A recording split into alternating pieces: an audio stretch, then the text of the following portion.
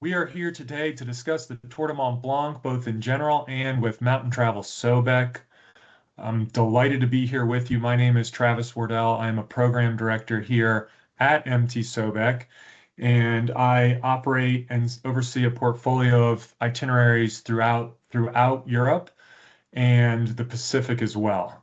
But many of my trips, many of my itineraries are in the Alps region of Western Europe, and that includes our classic Tour du Mont Blanc and our express Tour du Mont Blanc trips. So I'm very happy to be here with you all. Thank you so much for attending, whether it's the morning or the afternoon, wherever you are. I'm based here on the East Coast, so it's early afternoon, and I'm very, very delighted to be here with you. So if we are introducing the Tour du Mont Blanc and we're considering how we are going to discuss the region, the trip, the route, all of these factors today, this is really an overview of what I hope to be able to convey to you all in attendance. We're going to talk about where the Tour du Mont Blanc is, what is it, the hiking that's required and also delighted in when you are existing on the trail, the types of terrain and natural beauty that exists, the rich history and culture. We'll for sure, of course, spend some time discussing Mountain Travel Sobek's specific itineraries that highlight the Tour du Mont Blanc. And we'll spend a little bit of time at the end, both answering questions if anyone has any, and kind of giving you a sense of when our trips are running for next year in the summer of 2026. So I'll just say one more time for any late arrivals. My name is Travis. So happy to be here with you, and we're going to dive right in. So I think a good starting point, of course, is where is Mont Blanc? Where is Mont Blanc? What is Mont Blanc? Mont Blanc is, well, this is actually a really fun place to start, I think, because it's still a little bit of a contested and contentious concept of where Mont Blanc is. And that is because Mont Blanc is a singular mountain and it extends into France and Italy. Now, the summit, which is what both countries want to lay claim to, exists on most maps and is generally considered to be in France, though Italy is still hoping to try and reverse that sense at some point. One thing you'll hear me talk about today is the Mont Blanc Massif versus Mont Blanc. Mont Blanc is a specific and singular mountain, and the Mont Blanc Massif are the peaks and the aiguilles or the needles that come off that peak and extend in either direction. So basically, it's its own small mountain range. The Massif also extends into Switzerland. So when you are doing a Tour de Mont Blanc, you will pass through all three of these countries. If you look at the map in the top left here, you will see a sort of a zoomed out Western Europe. And we will talk a lot about Chamonix because it's a perfect anchor point for this journey. And it's very much an essential part of the experience. If you zoom in, you look at the map below, you can get a bit more sense of the area and the proximity to Geneva. So Mont Blanc is part of the Western Alps. It's the tallest mountain in Europe, in Western Europe, outside, and it's the tallest mountain west of the Caucasus. And also the area, particularly Chamonix, is the cradle of modern alpinism. It even played host to the first ever Winter Olympics in 1924. And yeah, as I mentioned a moment ago, it's quite accessible from Geneva. So this is also fantastic because generally with just a 90-minute ride, you can get to and from Chamonix, which is a great starting point, a great base to be able to see the peak itself. Now we can just pause here for a moment. I think this just really encapsulates the type of scenery people can enjoy when they are on this multi-day hiking route. The glaciers, the alpine lakes, the trails, it's just one thing you'll probably hear me say today many times, too many times perhaps, is how special it is, how stunning it is. And if you find me repeating myself, sometimes it's because, you know, it defies words. It's truly extraordinary. And days like this, images like this are, you know, if you're lucky with the weather, the norm, not the exception. So when we talk about the legendary Tour du Mont Blanc, before diving into our specific itineraries and what it's like to travel with Mountain Travel Sobek here, one thing I just want to say right from the jump is it's generally referred to in shorthand as the TMB. So if you hear me saying that a bunch, I'm referring to the Tour du Mont Blanc. It is absolutely one of the world's most iconic and well-known multi-day hiking routes, period. And I feel pretty confident saying it is the most well-known and most trafficked in Europe. And that's for a lot of different reasons. But if we're talking about it in what it is, it's generally thought of as a full circumnavigation of the Mont Blanc Massif that I was just referencing previously. And that circumnavigation traditionally occurs counterclockwise and historically has started from the village of Les Ouches, which is a small village just to the west of Chamonix. A lot of people might think that it's coming and going from Chamonix, but it's actually this village that has sort of laid claim to the official starting point. Now, when you're looking at the total distance of the journey, this is kind of funny. I think it's important to recognize right from the jump. Right here we have listed it's 105 miles, but you will hear people say it's 103, it's 109. And that's because when you look at this map right away, you can see that full route, that full circuit, but you can see in a couple of different places where there's alternate ways to take on a little more elevation or to cut something off or to do a little shortcut. And because of this, there's, when you're saying it is a specific distance, it gets into a little bit of a gray area. This is a true bucket list adventure for anyone that has interest in hiking, in adventure travel, in active vacations. This is generally high on people's lists for areas they want to explore, and we'll dive more into why that is here in a little bit. Again, just the glaciers everywhere, just stunning beauty. It's staggering. It's staggering. So if we're talking about the hiking and terrain of the actual route, I mean, I think that's pretty important to dive into right off the jump. We have some wonderful images here that I think encapsulates the variety of the type of walking experience you might encounter. The terrain includes over 100 miles of connected trails, and you'll go from gentle meadow paths to steep ascents, steep rocky descents. These little wooden footpaths or the occasional cable in the rock side to assist you. You get the full gamut really of alpine hiking here. When you're doing the Tour du Mont Blanc, you're generally existing between 4,000 to 8,400 feet, which is a wide variety, and it leads to some of the big climbs and big descents that you will encounter. What comes as a surprise to a number of people, I think, who are hiking in this region for the first time is how steep it can be. Sometimes we have colleagues come back or guests come back from their experience, and it's the first time in the area, and they're just like, do they not believe in switchbacks over there? That gentle, cutting back and forth to ease the climb or ease the descent. A lot of times it can be a little bit more direct. The weather is an essential component of exploration here that one needs to be aware of to truly enjoy themselves. This is one of the most unpredictable things you could really anticipate here, and because of that, we recommend being prepared for everything. We generally say that mid-June to mid-September is the best time of year to travel in the region. It gives the most stable weather. It usually means that the mountain passes have cleared and are accessible. But even in the middle of July, middle of August, you might encounter snow. Certainly on the mountain passes, it's not unheard of. And it's kind of funny. It's not an exact science. It's when you travel with us, you'll get a packing list.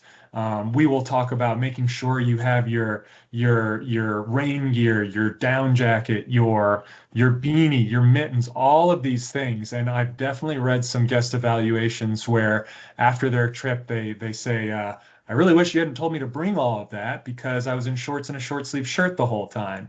But meanwhile, if you look at the year previous for the exact same time of year, people are grateful that they were encouraged to do that because they encountered snow or they encountered cold winds.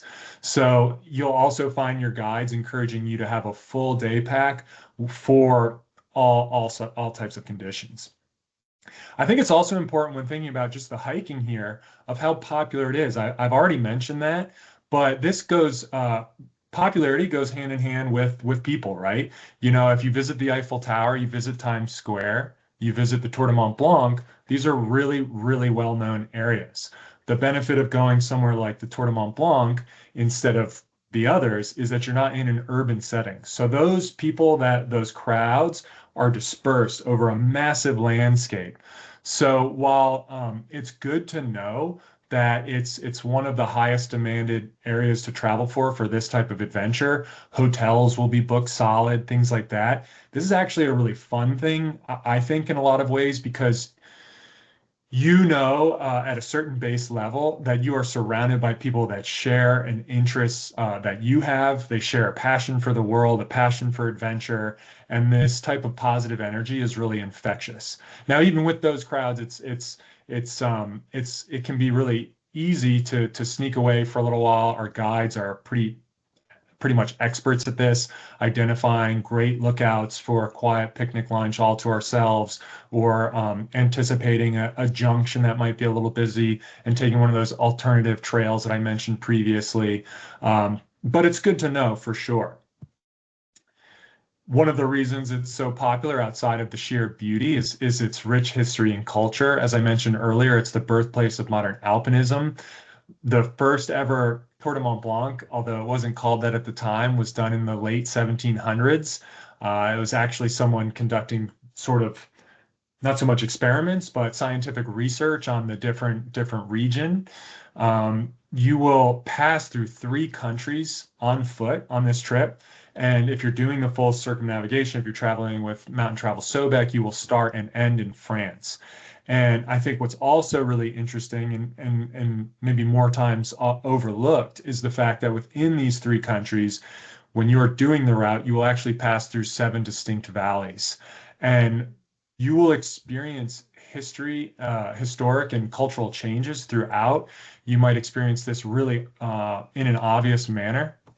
For instance, with a language change, you know, you pass a border and suddenly they're speaking a different language at the mountain hut where you're grabbing a cappuccino, or you might discover it more in more subtle ways, like the architecture, or if you have a passion for or eye for wildflowers, it's really neat because sometimes when you cross a pass and you enter into a new valley, you really do discover in a subtle sense a new ecosystem sometimes. And one flower that was in full bloom on the other side might not have actually made it over the pass and into the other valley.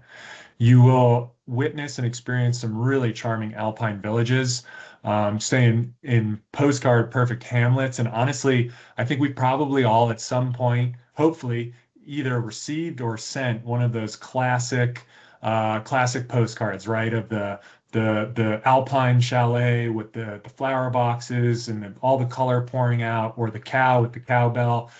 The funny thing to me is just how true these images are and how indicative and how well they capture the spirit of the region. And honestly, you know, sometimes places have those postcards, that marketing campaign, which is a little cliche or not maybe a bit disingenuous. But honestly, when I think about this region, those are some of the things I see the most clearly and long for. Those cowbells, you know, coming across the hills as I'm walking around really says to me that I'm somewhere meaningful and special, and you know, hopefully on vacation. And you really get the living mountain heritage. The sense of the mountain craftsmanship is on display in the structures that you will see. You'll see age-old traditions. It exudes itself everywhere, and it is just ever present. And in line with that are the flavors, right? The local flavors. So you have dishes that can change with every border. You will experience, if you're hesitant, you do not have to try escargot, but if you see in the bottom left there, that's something that you will experience in one side, but maybe not find elsewhere. The breads can change, the cheeses can change. In fact, one of the things that I always love and find fascinating about this region as someone who is a bit passionate about cheese is, as I was saying before, there are those distinct valleys, that distinct mountain heritage. So historically, in many ways, it's a very pastoral life. The people that actually live there full time, many of them exist in a farming sense and an agricultural sense, and they will live in the valleys throughout the winter, right, throughout the colder months. And then as the weather warms, as the seasons change, they take their herd and they slowly work them up the mountainside to maybe that first meadow 1,000 feet above that is thawed. And the cows are enjoying those grasses and those flowers that are starting to bloom. And then once they exhaust that, they move up to the next because that is since thawed. And through the summer, they move their way all the way up and then all the way down. And if you have a real discerning palate for cheese, you can taste the cheese from the cows that are producing in one valley and then the valley next door, and you can taste really distinct changes because they are actually feeding on different flowers and different grasses at different times. That's something that is really fun and a nice test for yourself. On our trips, you're going to have big buffet breakfasts, beautiful picnic lunches. Our guides always try and prepare fresh salads, grain salads, but then also set it up where you can have a fantastic sandwich that you put together yourself that ideally showcases the cured meats of the region, the cheeses of the region, the different spreads. And then at dinners, we ensure that you are phenomenally well fed as well. Obviously, because you're exerting yourself intensely, we want everyone to enjoy dinner, but also to fuel up, right? And make sure you're ready to do it again for the next day. So as we sort of turn towards hiking with Mountain Travel Sobek in these areas, we have two distinct itineraries that we'll be talking about. Our classic Tour du Mont Blanc hiking trip, which is a 12-day trip with 10 days of hiking, and our express tour, which is an 8-day trip with 6 days of hiking. Both are running at similar times of year. Both are wonderful examples of what's on hand and what can be experienced here. And I think if I just use this as an opportunity to talk a little bit about the two trips and how they might compare to the traditional Tour de Mont Blanc, there's a lot of key differences and a lot of key similarities that are important to note. So a traditional Tour de Mont Blanc, as I mentioned, is a circumnavigation of the Mont Blanc Massif. And historically, it would utilize the mountain huts that are present throughout the Alpine region. These are generally very rustic, very simple accommodations, would feature shared bathrooms, shared dormitories. I've stayed in dorm rooms where there's 100 mattresses and, one little window at the end. And, you're just crossing your fingers, even though it'll never happen, that no one will snore that night. It's not any kind of guarantee. And while that was how we used to do our trips many years ago, decades in fact, as time's gone on, as we've heard from our guests about what they want, what they desire, we've looked to maximize our guest experience with overall comfort, logistical needs, but of course, at its core, ensuring that you get a full sense of the region, of the beauty, of the rigors that go in with a personal adventure or personal quest like this. And so with that, as I mentioned before, it's a little nebulous how long the actual traditional Tour de Mont Blanc is. It's usually considered to be about 105. With our classic Tour de Mont Blanc trip, you will do, all things being equal, good weather. The plan is to go over 90 miles, while our express tour will be over 60 miles. In both senses, you are crossing into all three countries. You are spending a night, at least one night, in all three countries. With our classic route, you have the advantage, of course, with more time to have 3 stays for back-to-back nights, whereas on the express tour, you're changing accommodations every night, which really is in keeping with the original spirit of the adventure. But for the classic, it can be quite nice to have a back-to-back stay at the beginning in Chamonix, kind of get your bearings, back-to-back nights in Courmayeur, and again in Argentière, France. This gives you the opportunity and the knowledge to know on a couple of nights, okay, I will get back. I don't have to worry about unpacking and then packing back up after dinner. These are all part of the advantages. Now, also, regardless of the trip you're on, you're going to have a dedicated driver who's moving your luggage day to day. Again, in the original spirit, you have every single thing you need for that entire journey with you on your back. That is not something we are asking of our guests.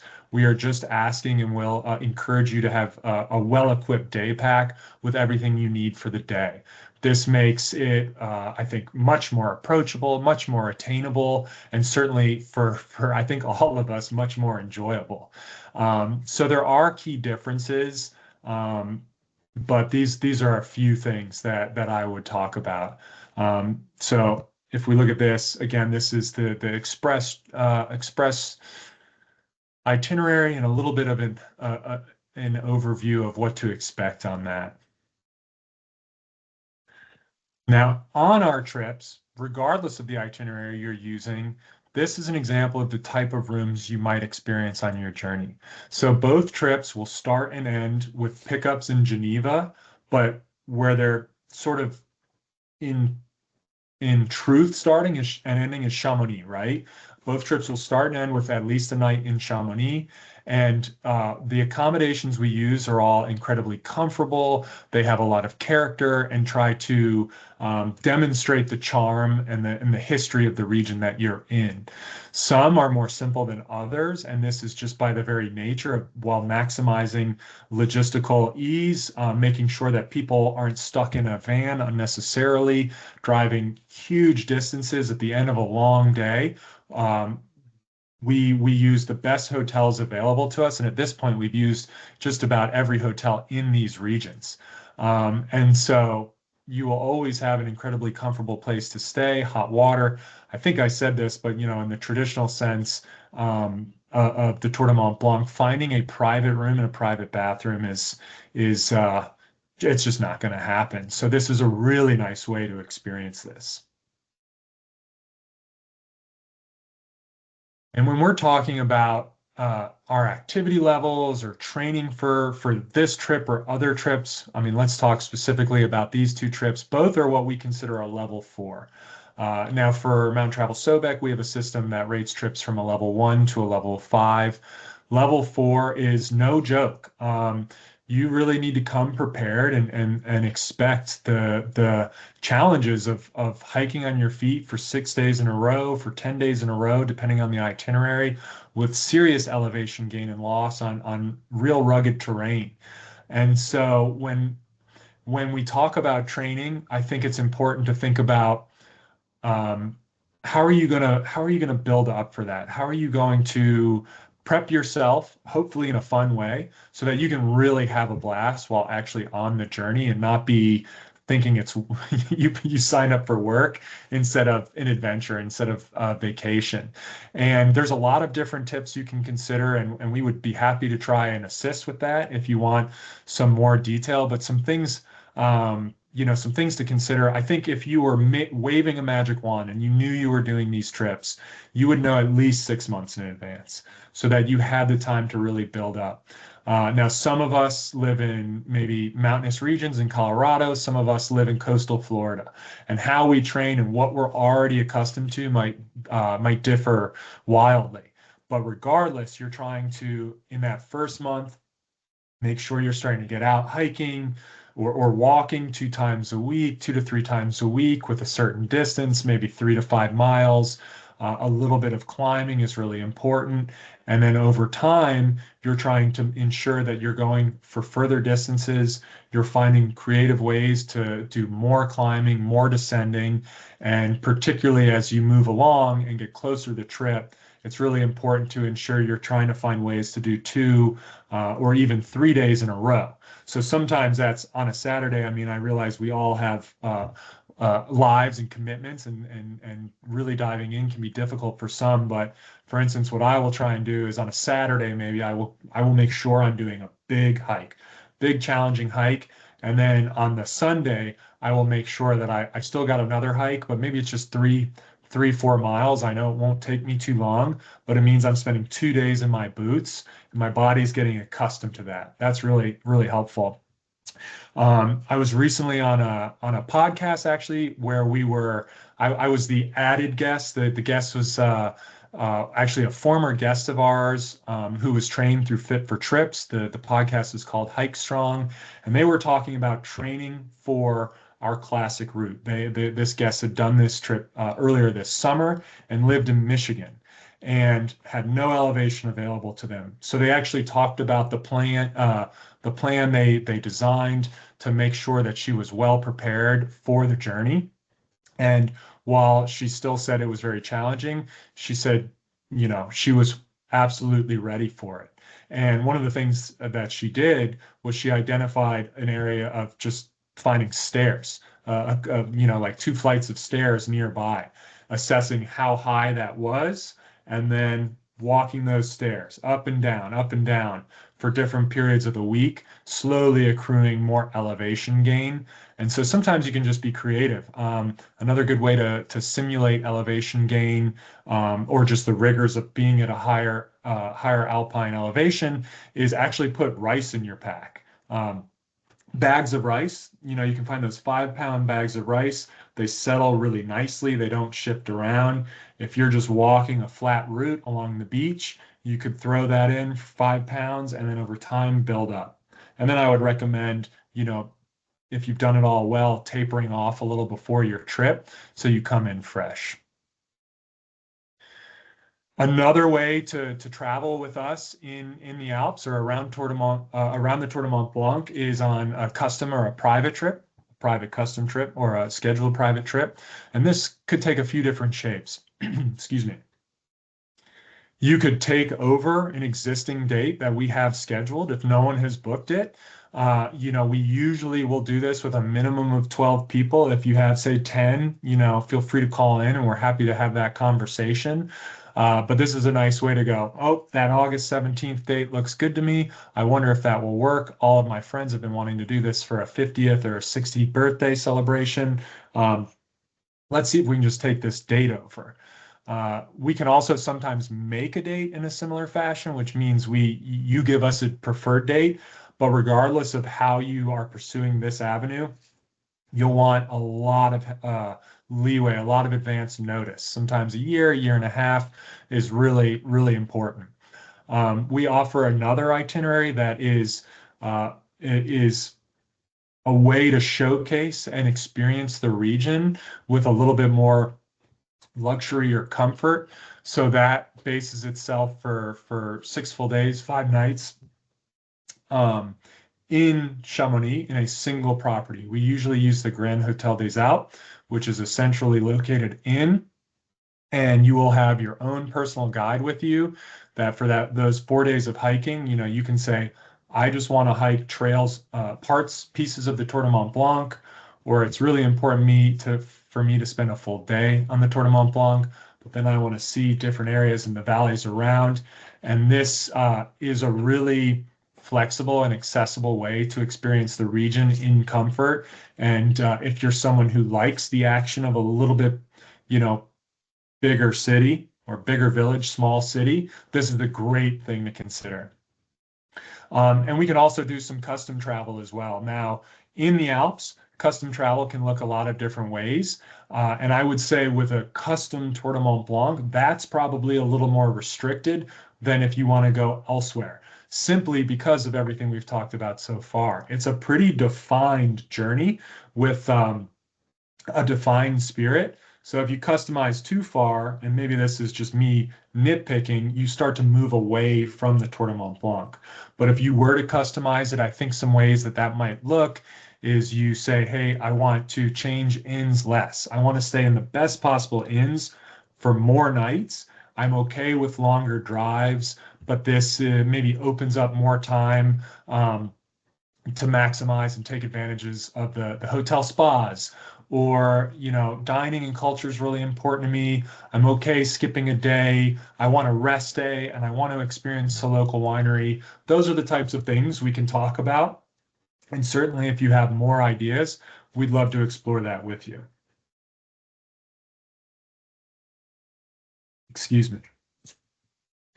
So one of the things that I think really sets us apart and is truly special with traveling with us is our guide team, many of whom have worked with us for literally decades, some over 3 decades, and some have hiked the Tour du Mont Blanc literally over 200 times, professionally and personally. They know every nook and cranny. They know ways to kind of sneak away from the crowds or to get the best view at the best possible time. And this is just an example of 3 of our guides, Juliette, Noemi, and Julien, all wonderful guides. In fact, I've walked with Noemi, and she's one of those people where I feel like you can't not smile when she's smiling. It's very infectious. And all of our guides are local. If they weren't born in France, they've been living there for a very long time. For instance, Noemi originally hails from Romania, but has been living in France for 20 years. These are just 3 of the wonderful guides we have. We have a big team here, but it's at the same time an intimate team that take great pride in showing our guests around and also showing their favorite part of the world and opening it up and really making sure that you have a full sense of everything we've talked about previously. This is also, I guess it's definitely important to say that the Mont Blanc, the Tour du Mont Blanc, it is consistently one of the most popular regions that we offer. It is consistently one of the highest rated trips that we offer. These are just a few quotes, quick snippets of quotes from real guests that have traveled with us this past season on either of the itineraries. You just see the variety of appreciation that comes with traveling with MT Sobek. And also one thing I would love to highlight today, we would love to highlight today, is our own personal history and our own company history in the region. If you're unaware, mountaintravelsobek is actually the combination of 2 companies, Mountain Travel and Sobek Expeditions, which focused on river rafting. They both were over 50 years old and formed Mountain Travel Sobek to create and proliferate this type of adventure travel and take it to a wider audience. Leo Laban there is on the right in the photo, and his wife Nadia is there on the left. Leo is actually one of our original founders, and in fact, we have actually gotten to recently meet with him, the whole team. It was very inspiring. He's still got so many good stories at 91. But he and Alan Steck, original founders, they started leading trips in the Alps well over 40 years ago, and they really had a focus on mountaineering. But in 1987, they decided to run their first Tour du Mont Blanc, again, nearly 40 years ago, and we've been doing it annually ever since. That level of history, I think there are other companies out there that have rich histories that can claim a lot of tradition, but I know that ours stacks up with anyone if it doesn't supersede that. And just speaking for myself, I take great pride in being at a company with such a rich history, and I feel confident in all of our guests traveling with us to this area where our ties run so deep and where we have such a passion for, and I think our guests feel that as well. Also, there is an image, a fun image. It's just a original advertisement. I think maybe from maybe the New York Times, maybe the San Francisco Chronicle, just advertising an Alps trip. Prices were a little less expensive back then. So if we are talking about, okay, I would love to travel with MT Sobek. I would love to take one of these trips or explore a private option. What are my options? What can I do? As I mentioned, if you have a private inquiry, feel free to just call us and we can discuss what you're considering and what your dates are. But traveling this region, we do generally advise mid-June to mid-September. We will, for private, we'll operate, a little earlier, a little later perhaps, but we will be very transparent that the higher passes will likely be inaccessible. But we have over 20 scheduled departures. I think last I checked, right now we have 23. Excuse me, between the Express Tour and the Classic Tour, all running in the summer of 2026. Many of those trips are confirmed. They are running without a doubt. Many of them, will confirm with another booking. So if you have any questions about that, we would love to answer. If you have any questions about anything at all, really that we can assist with, we would love to hear from you. Our trip consultants are fabulous. They're incredibly well informed. They're incredibly passionate people who have personal experience in regions like this as well. So you'll be in good hands if you'd like to chat with them at all. So on that note, I would love to say thank you. I would love to say thank you for I wasn't sure if this was the last slide or not. So would love to say thank you to all who attended, who have come, whether it's morning or afternoon for you. Thank you so much. I don't know if anyone has questions. I'm happy to do my best at answering those. And if I'm stumped or I'm unsure, we're happy to write those down, take them away and come back to you with an answer. So I haven't had the chat open, but I will open it now, and I'll just look. If anyone has any questions, feel free to ask, and I will do my best. And otherwise, hope you enjoyed yourselves. I hope you have a wonderful rest of the week and a wonderful weekend.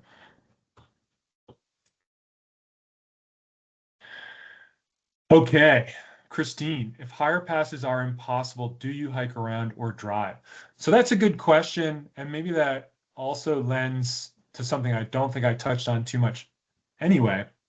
But I would say in mid-June to mid-September, like the last several seasons, we haven't had impassable passes. Now, it's a great question because, as I've already said, you can't really guarantee these things, but we pick the dates that we do because it's an extremely high likelihood that, say, even if it does snow on one of those mountain passes, there's not an accumulation of snow there. They've already melted. So while the conditions may be, let's just say, fun, which truly they can be quite fun, but you want to bundle up.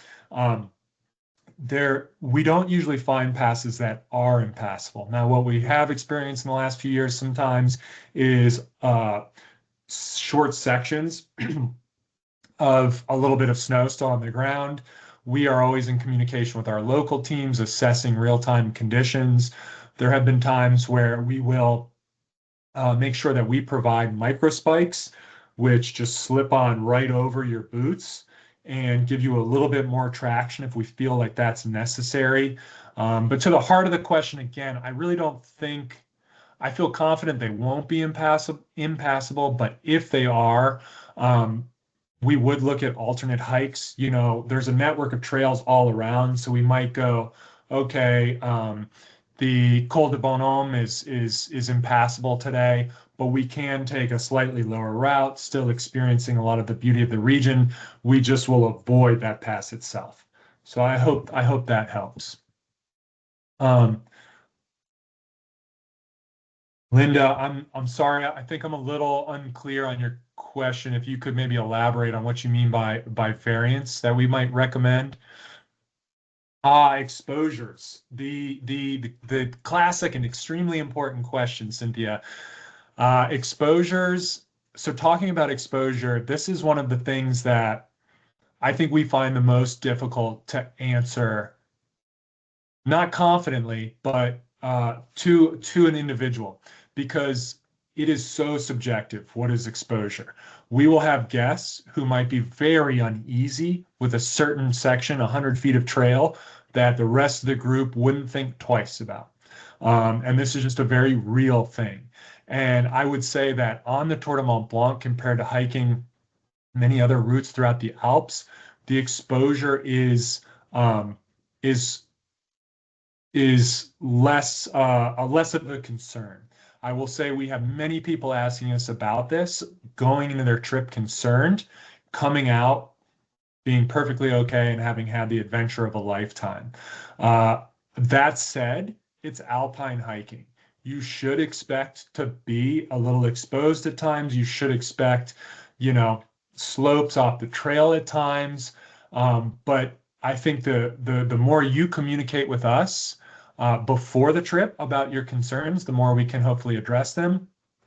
And honestly, one of the most important things that I think, if you can believe it, goes overlooked sometimes is I think sometimes guests are a little anxious or perhaps embarrassed to just talk openly and honestly with their guides, or they haven't had a chance to really bond them yet and get to know them, and so they're a little less likely to just come to them and say, hey, this is something I'm concerned about. Or, we finished today. You remember that part of the climb after the lake? That made me pretty uncomfortable. Do you think there's more hiking like that the rest of this journey? If so, could I maybe stay a little closer to you, or could you stay closer to me? And even if you're not asking these questions, these guides are so good at what they do. They are not just trying to open up the region to you culturally, historically, but they are literally watching your hiking and assessing, oh, I might want to stay closer to this person on a descent. Oh, this person on a narrower path, I might want to stay closer to. So exposure is a really difficult question to answer. I will say people who generally come into this one concerned but have some experience alpine hiking walk away without having been fearful or overly uneasy. Um, Linda, what's a typical daily schedule in terms of leaving the hotel and returning? So this another great question, and I will elaborate. I don't mean to cop out, but you can take a look at the itineraries on the website as well, and they won't have a beat for beat timeline, but it'll give you a little sense of what to expect. Most mornings start with you coming down to breakfast and having a hearty breakfast. If it's a move day, you're bringing your luggage to a prearranged spot with your guides, then they and your driver are working to load the bags into the vehicle. You're fueling up on food and you're hitting the trail. There are some days where you will see transport times, and on the itineraries, it might say a 30-minute day. This could be a 10-minute drive at the start. It could be a 10-minute drive at the start, 20 minutes at the end. It could be you're walking right out of your hotel from the jump, and then it's a 30-minute drive to your hotel at the end of the day. But you're having breakfast, you're dropping your bags, you're setting out for your adventure, you're starting to hike, you're warming up. And actually, one thing to talk about is because we're staying in the valleys, because we're trying to maximize comfort, every day generally starts with a climb until roughly lunch, and then you'll have a nice big picnic meal. Enjoy the views that are available, and oftentimes take a little bit of a breather after that. Maybe take your boots and socks off if the weather's nice. Take 20 minutes, and then you're going to have a descent down towards the end of the next day. You'll get to the hotel. Guides will explain, when are we doing dinner? Where are we meeting? If there's anything else to be aware of.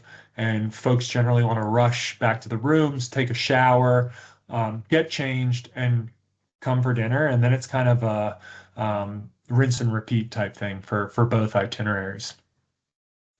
Any boulder fields or sheer drops? You'll be walking through rocky areas for sure.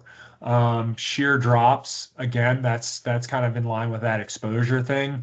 For these itineraries, for the Tour du Mont Blanc compared to other itineraries, other regions of alpine hiking, most guests don't find this to be something they experience or personally, but again, people kind of perceive that differently.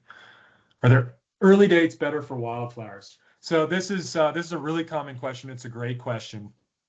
And I think what I would say is that one thing that's really special about hiking here is that you do get wildflowers, most years, all season long. There might be a little bit more variety and a little bit more abundance in the early summer, because it's kind of like spring, right? It's kind of like everything's coming back to life. But I've hiked here. I've hiked in the Alps in every month of the summer, and the wildflowers abound. And it's something that personally I really enjoy. I always try and start to familiarize myself with the different wildflowers.